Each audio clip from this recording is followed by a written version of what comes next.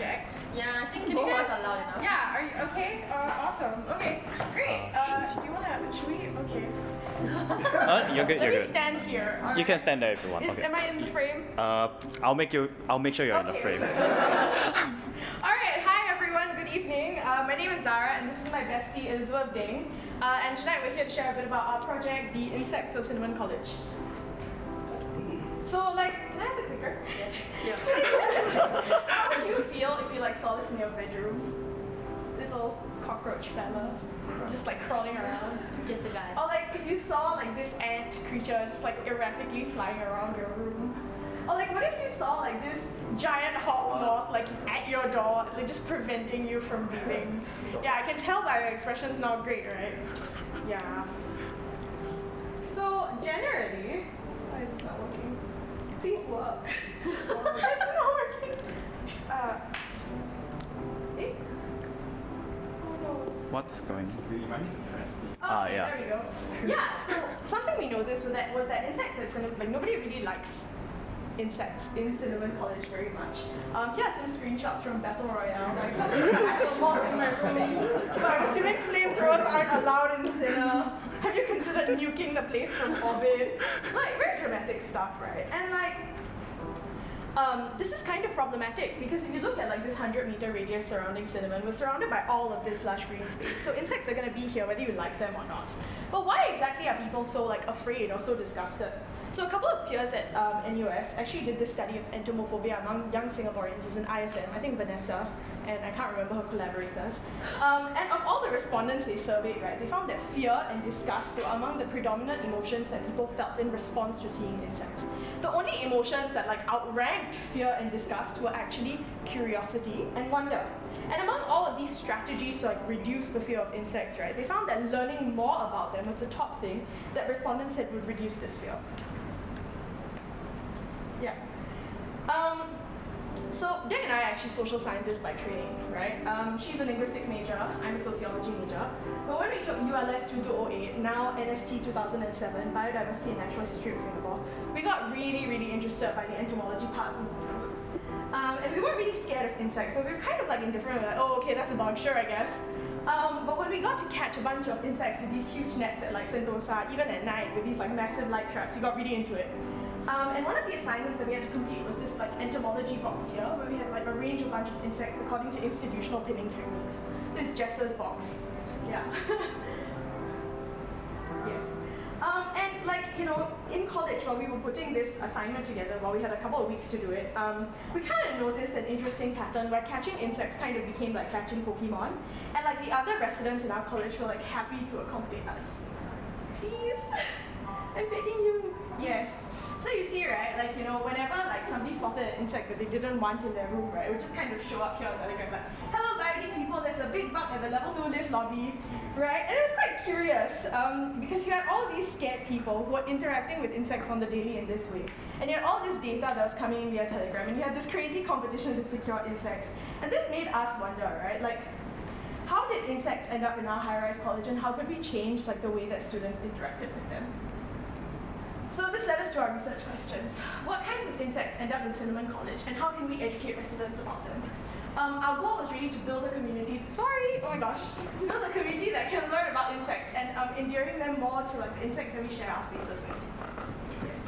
Yeah, so I'm just going to sit down, so apologize. Apologies for looking like a prime minister, but this is how we can do it. It's only when the slides are going to happen, so unfortunately. So, basically what we did, Zara and I did, was that we kind of started an insect catching service. So what happened was that for about 5 weeks, we set up a Telegram group where people could contact us for a bug. So say if you had a moth in your room at 2 a.m. or something, then if one of us were awake, we'd be okay, we're here to catch the bug for you, right? Or if you also were brave enough to catch your own insects, then you could actually catch it yourself and then log it into the form yourself if you wanted to help our project, which many of y'all did, which is very sweet. Thank you. Yes, and also on top of that, we did a lot of weekly insect surveys of Cinnamon. So once a week, we walk around with huge nets like Animal Crossing villages and just see what insects we could find in the common areas, in the stairwells, that sort of thing, right? So it was really about trying to get within a 5-week period what was the insects that were found in the college and like the date and time, locations to see whether there was any sort of pattern that you could really find on it. And we also froze any of the bugs that we had. Zara's fridge was so full of so many bugs. For 5 weeks. It was really just insect graveyard. That's right. Although that was the poster that we used, very classic. You might have seen it in the lift if you remember. I want you guys to know that a lot of people still call me Bug Girl, by the way. Like, they'll just be like, oh, you're the girl who caught insects. And I'll be like, thanks. Right. So there's that. So this is the example. Like, it was all of the data that we managed to collect. Like, just all the pictures of insects that people sent in. It was so much, guys. It was so much. It was a lot. Yeah. So, we also, this is an example of, because within the form itself, you could actually help identify what insect you caught. So this is an example of like, how you could choose to identify it. So the insect orders are there with an example of what they could be, and then within the form itself, you also had to specify where you caught it, what time, what location, based on our specification. So it was really about getting down that information to a very close detail.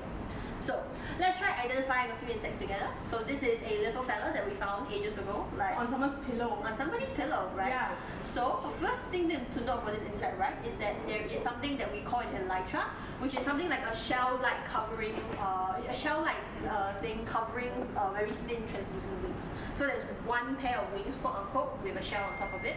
And then if you are brave enough to get closer, you will also see that this particular insect has its last segment of the leg, the tarsus, has 2 to 5 segments. Right. So if you were to put all of these details together, then you will find that it's actually a beetle. Classic one. Leaf chafer beetle. Very common in Very, very common. Very common. Yeah. So results from our actual study, right?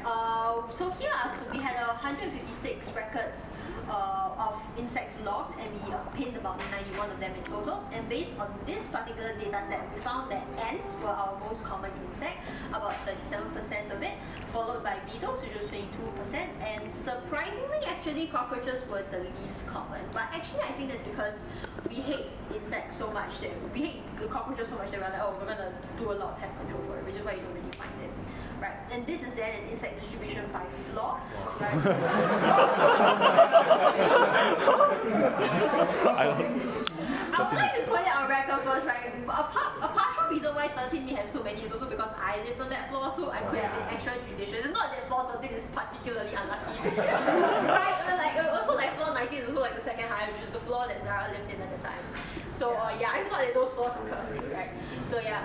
So a few interesting things about this data is that, I guess if you're someone who's afraid of bugs, is that we most commonly found bugs between floor 4 and 13. So if you live in those floors and you're afraid of bugs, well, I guess Sucks to be you, I guess. Sucks to be you, but it happens. Orthoptera, which is grasshoppers and katydids, are found on the higher floors. Flies are also usually can be found across all. Ants are more evenly distributed, and cockroaches are usually found on the lower floors, closer to where the dining hall is. I guess makes sense, right? So some of our more interesting specimens is a rare scarab hunting fly, second ever caught in Singapore when we caught it, and our professor, our biology chairs are super self-service. excited about it. He was like, oh, we have this, right? And then another one that was very interesting was something that was called the mole cricket, which used to be a very common cricket in Singapore, but after urbanization actually got a lot rarer. So the fact that we managed to catch one in urban environment, like a high-rise skyscraper like Singapore, this one, yeah, it was actually quite interesting. So I've been hearing that, Zara, you said that you're making a comeback. Yeah, if you guys are in the East Biodiversity group, right, you'll see that there's been a couple of records of mole crickets, people finding them, so that's pretty cool. Yeah, for sure. So it's very interesting to see where they're coming in, you know? So then all of this accumulated into us creating a few guide, which is telling you like, oh, what insects are found in cinnamon, and then also how to catch them, because I think that our ways, the purpose of the project was to really teach people how to humanely catch an insect and release it without, outright just killing it first, like kill first, ask questions later, which isn't really how you should coexist with insects in our environment today.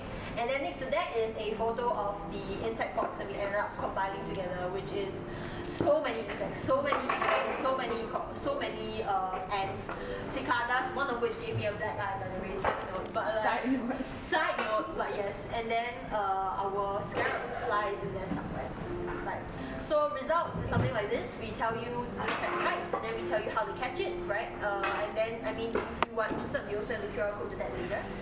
So post-project, effectively, there's this idea of community, so a lot of people got more interested in bugs and insects, and that sort of was really our goal, to show you that you don't have to be afraid of insects, right? And also this project personally benefited us both really well because we managed to go to Berlin on a research conference based on this project, and we also managed to join Prof. Ang for his trip to St. John's Island this year as well.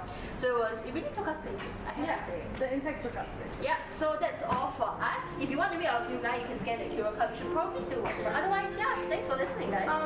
Yeah.